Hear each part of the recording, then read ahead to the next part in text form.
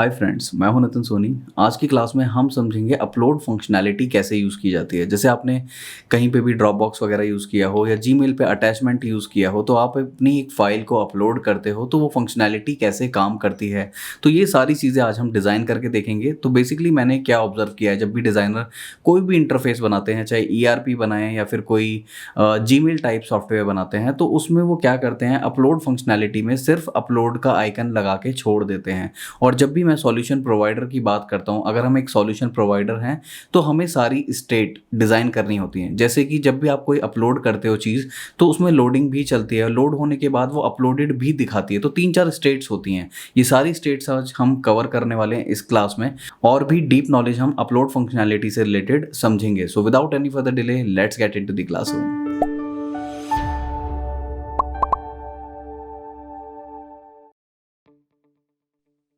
Welcome back. तो यहाँ पर आज हम बनाने वाले हैं अपलोड फंक्शनैलिटी, और बहुत ही ज़्यादा यूज़फुल होती है अगर आप एंटरप्राइज लेवल एप्लीकेशन बनाते हो या फिर कोई मोबाइल एप्लीकेशन। तो आपने देखा होगा जैसे कि ड्रॉप बॉक्स हो गया और वी ट्रांसफ़र हो गया। तो अगर जैसे ही आप कोई फ़ाइल अपलोड करते हो तो एक इंटरफेस खुलता है, वहाँ से आप अपनी फ़ाइल सेलेक्ट करते हो और उसके बाद आप अपनी फ़ाइल को वहाँ पर अपलोड कर सकते हो। तो ये एक इंटरफेस है, ये एक मॉड्यूल है, बेसिकली काफ़ी सारी एप्लीकेशंस में यूज़ होता है, बहुत ही इंपॉर्टेंट है।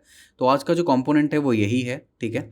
तो सबसे पहले अगर आप गूगल पे टाइप करते हो अपलोड यूआई, जैसे कि मैंने यहाँ पे टाइप किया है अपलोड यूआई, तो यहाँ पे आपको इस तरीके से काफ़ी सारे यूआई मिल जाते हैं। तो आप इनमें से कोई भी रेफ़र कर सकते हो। पहली चीज़ तो ये है, अगर आपको डिज़ाइन रेफरेंस चाहिए तो इस तरीके से आपको डिज़ाइन रेफरेंसेस मिल जाते हैं। ये मैंने आपको एक तरीका बताया, लेकिन बहुत ज़्यादा मैंने देखा है कि डिज़ाइनर्स गलती क्या करते हैं, जब भी कोई वो एंटरप्राइज़ लेवल एप्लीकेशन बनाते हैं तो इस तरीके का बटन छोड़ देते हैं वो, और बना के छोड़ देते हैं। बेसिकली इसके बाद की ट्रांज़िशन वो नहीं बनाते हैं। और एक यूआई डिज़ाइनर का काम यही होता है मेरे भाई, कि आपको एक स्क्रीन डिज़ाइन नहीं करनी है, एक एक्सपीरियंस डिज़ाइन करना है।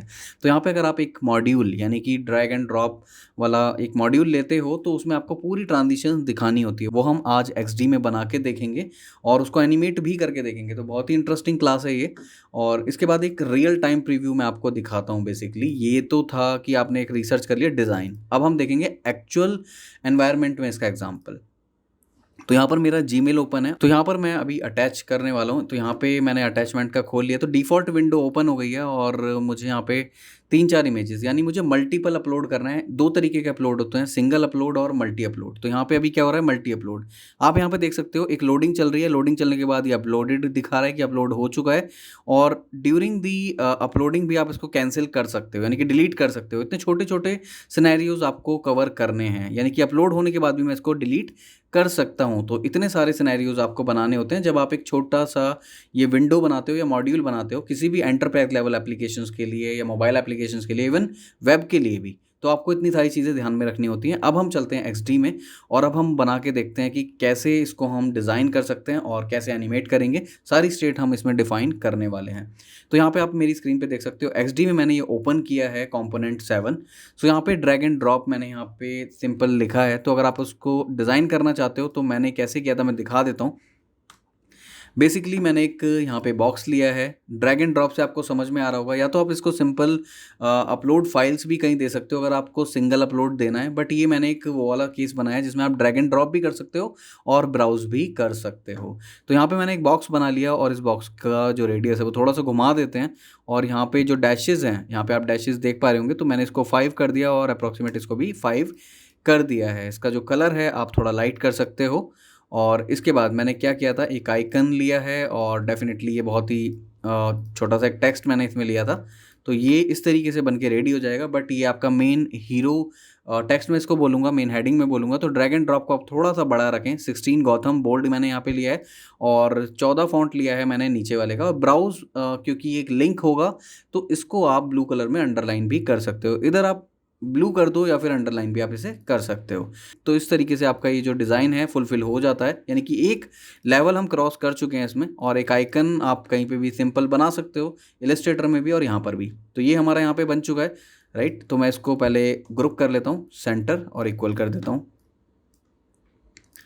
अब मैंने इसमें क्या किया था, बेसिकली यहाँ पे आप देख पा रहे होंगे कि ये मैंने एक आइकन लिया है और आइकन के बाद मैंने यहाँ पर ये दिखाया है कि जब भी आप इसमें अपलोड करते हो तो ब्राउज़ करते हो तो लोडिंग जब शुरू होती है तो वहाँ पे फाइल का नाम आता है .jpg आता है, ठीक है, और उसका साइज़ भी वो शो करता है और उसके बाद वहाँ पे क्रॉस भी दिखाएगा। ये सारे स्टेप आप फॉलो करते चलना कि जब भी एक फ़ाइल चल रही है, लोडिंग चल रही है, तो आप उसको ड्यूरिंग दी लोडिंग भी क्लोज़ कर सकते हो, यानी कैंसिल कर सकते हो। तो वो वाला सिनेरियो भी मैंने यहाँ पे कवर कर लिया। एंड इसके बाद जब लोडिंग चल रही है तो मैंने यहाँ पे तीसरी जो स्टेट है वो मैंने बनाई है कि लोडिंग आपकी पूरी हो चुकी है। और जब आपकी लोडिंग पूरी हो चुकी है दैट मीन्स कि आपका जो लोडर है वो हट जाएगा और यहाँ पे ग्रीन टिक आ जाएगा कि आपकी पूरी फाइल अपलोड हो चुकी है and still you can delete it. तो यहाँ से आप इसको डिलीट भी कर सकते हो, ठीक है, ड्यूरिंग दी प्रोसेस भी और आफ्टर अपलोडिंग भी आप इसको डिलीट कर सकते हो। तो ये सिनेरियोज 3-4 सिनेरियोज हमने इसमें कवर किए हैं। सो बेसिक सा डिज़ाइन है, इसमें ज़्यादा कुछ नहीं है। सो हम पहले देख लेते हैं कि इसकी ये जो कॉम्प्लिकेटेड एनिमेशन है वो कैसे बनेगी। तो यहाँ पे मैं अभी ये वाला मैंने बना दिया है यहाँ पे, और इसके बाद इसको मैं अभी डिलीट कर देता हूँ क्योंकि यही मेन था इसके अंदर। और इसमें अगर मैं आपको दिखाऊँ ओपन करके तो यहाँ पे 3 पिक्सल की मैंने एक लाइन ली है, इसको छोटा कर दिया है और यहाँ पे इसको बड़ा कर दिया है। ग्रे है और ये फिल होती हुई ब्लू आएगी, ठीक है। तो यहाँ पे ये वाला सेक्शन हो गया। अब इसी की मैंने एक और कॉपी बना ली थी, जैसे कि मैं इन दो को ले आता हूँ स्टैटिक इमेजेस को, और स्टैटिक इमेजेस लाने के बाद मैंने इसको कमांड डी किया, और कमांड डी करने के बाद यहाँ पे मैंने प्रिपरेशन क्या की, मैंने इसको थोड़ा सा क्या, मैंने इसको 100% ही पूरा कर दिया है। 100% करने के बाद अब मैंने क्या किया था कि इसकी एक और कॉपी बनाई थी, और 100% के बाद मुझे चाहिए यहाँ पे ग्रीन टिक आ जाए, यहाँ से कॉपी कर लेते हैं और यहाँ पे पेस्ट कर देते हैं। और इस वाली स्क्रीन पे मैं चाहता हूँ ये दोनों, मैंने इन दोनों को सेलेक्ट कर लिया, ओपेसिटी 0 कर दी, ये वाली स्टेट, ठीक है।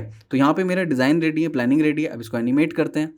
एनिमेट करने के लिए मैं ड्रैग एंड ड्रॉप तो अभी नहीं दिखा पाऊंगा, बट हाँ इसको हम एक ट्रिगर बना देते हैं।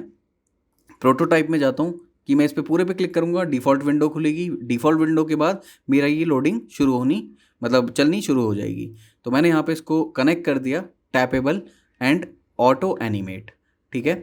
ईज इन आउट आप यहाँ पे कर लो, और 0.3 सेकेंड ड्यूरेशन, ठीक है यहाँ पे अभी।